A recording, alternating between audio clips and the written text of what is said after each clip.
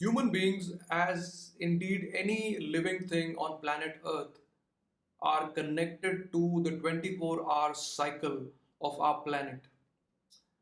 Whether you are a diurnal species or a nocturnal species, we all have our rhythms which are connected to this 24-hour cycle.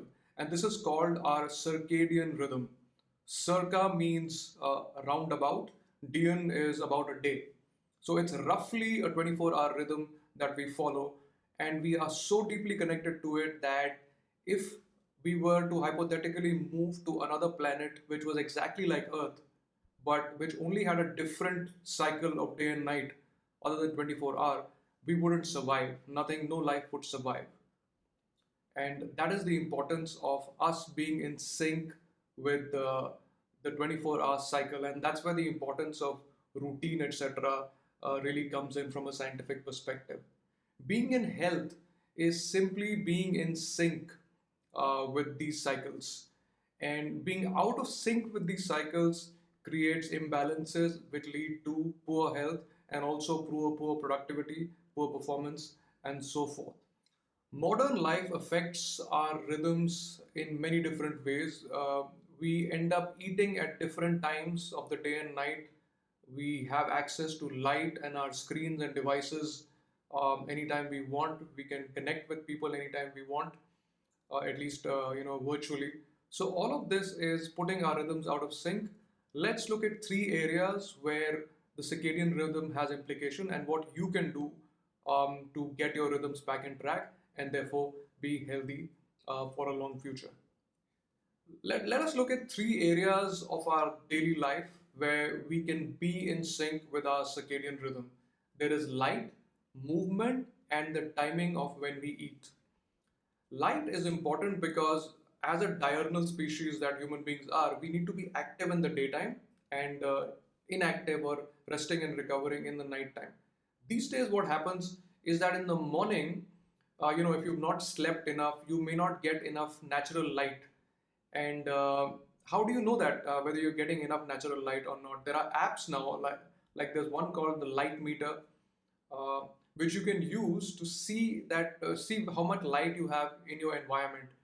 And I've looked at the light in a closed room. It is about maybe 150, 200 lux. Lux is the unit of light. And what you need, what the human body needs to be in rhythm and to wake up and to have a proper day-night cycle is 1,000 lux exposure early in the day. So right after you wake up.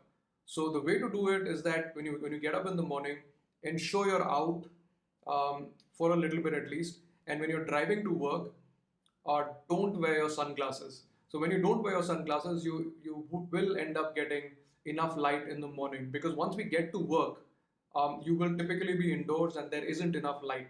So you need 1,000 lux, which you can measure using one of these apps like Light Meter is one. And do not use glasses. So in the early part of the day, make sure you get enough light. That is one way, a simple way to ensure that you get good sleep in the night and that you stay healthy. The second aspect is movement. Now, and this tacks on quite nicely to light, because when we are awake in the morning, the best thing to do is to take a short walk, even if it's about 10-15 minutes. And it's been found that movement is a signal to the body. Just like light is a signal to the brain to wake up, movement is a signal to the body to wake up and to tell the body that this is the active part of the day. So moving, getting a little bit of exercise, even if it's just walking, will improve metabolism, it improves organ health, it improves our circulation, it improves just about everything. And again, it helps you to sleep well, which is important for good circadian rhythm. Now, I think the most important way in which we can all capture our circadian rhythm is time restricted eating, which is related to food. Now, you might have heard of intermittent fasting. That's quite popular these days for weight loss, and it does help for weight loss.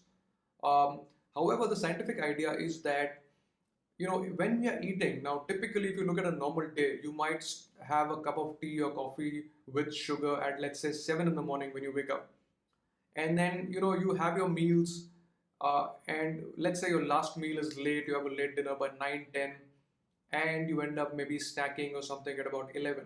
So from 7 to 11 is a very long window to be eating. Think of your body as a factory that's processing food.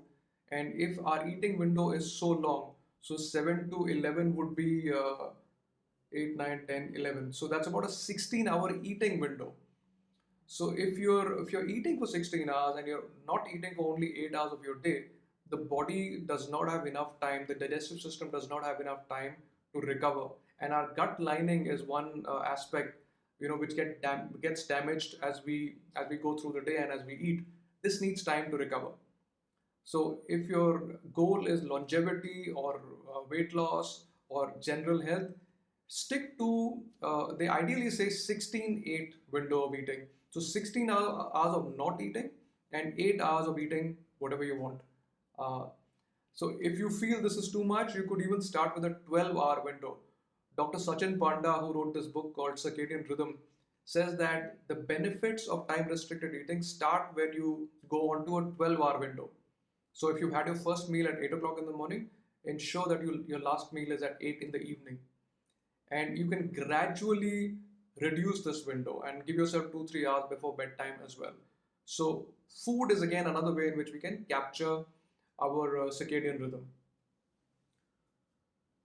Now, you might say that this is all fine in theory, but life is hard. We have our stresses. You might be working late on a particular day, which means that you have lights and screens on. You might not have time for exercise, for instance.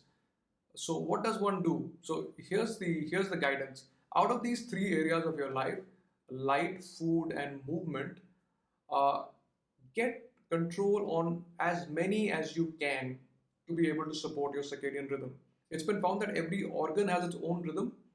So even if, let's say, you've not had enough daylight or exercise, get your food window in sort of rhythm. So even if you're traveling, eat during the same hours that you would in maybe your home country or your home time zone. That's one way to do it. So the bottom line is that we live on a planet with a 24-hour cycle. It's important to be in sync, and it's not just for health. If you're recovering from an illness, you will find that your immunity is better. Your body supports you a lot better in recovery if you have control on your rhythms. It's been found that, for example, if you get a vaccine, the timing of the vaccine makes a difference. Or if you've slept well the previous night, that makes a difference. All of this points to the fact that our recovery and our well being overall is tied to us being in a disciplined rhythm. So get morning light, that is your first signal to your brain that it is time to wake up. Get movement. And by the way, if you can't get a lot of time in the morning, you can break up your exercise into 2, 3 parts. So maybe 15 minutes in the morning, 15 minutes after lunch in the afternoon, 10, 15 minutes in the night, and that by itself will be enough, movement for your body to be in rhythm. And also eat within ideally an 8 to 12 hour window, and that way the system is well rested and you are on your way to good health. Thank you so much for listening, and I'll see you next time.